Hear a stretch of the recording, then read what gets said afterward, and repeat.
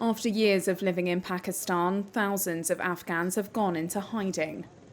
Rights activists say they are trying to escape a government order to expel undocumented foreigners, fearing persecution under the Taliban should they return to their homeland. A 23-year-old Afghan woman spoke to Reuters online from a shelter on condition of anonymity.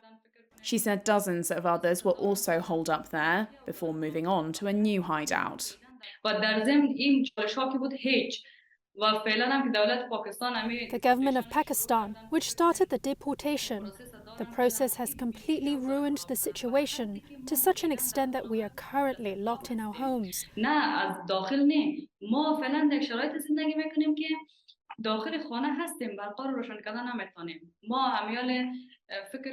are currently living in a situation where we are inside the house, but we cannot turn on the electricity. The gate is locked from the outside. We are locked inside. We can't come out. We can't turn on our lights. We can't even talk loudly.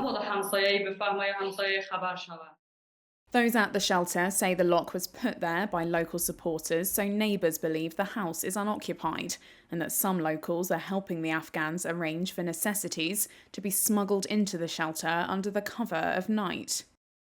The woman, who is from the Afghan capital of Kabul, worries she could be prosecuted if she returns.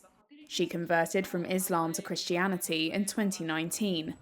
Renunciation of the Islamic faith is a serious offence under the strict Islamic law practiced by the Taliban.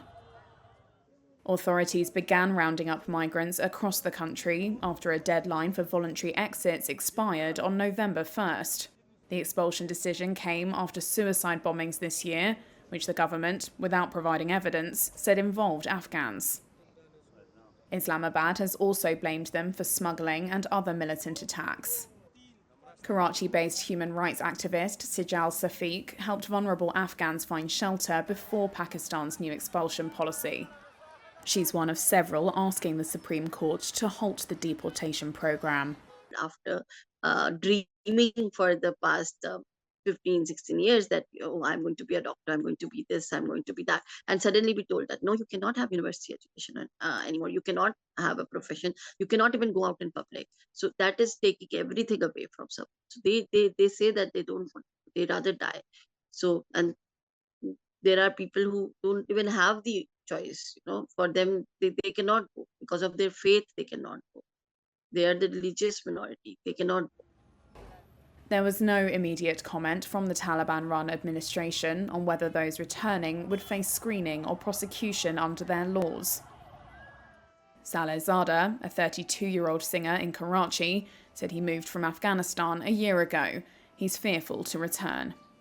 My life was totally in danger, so because of this, I left all my dreams, all my things in Afghanistan. I left my families. Whatever I have actually job, I left my job and I just escaped from Afghanistan.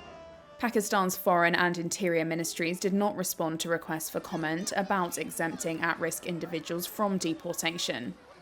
The government has so far brushed off calls from the international community to reconsider its expulsion plan or to identify and protect Afghans who face the risk of persecution at home.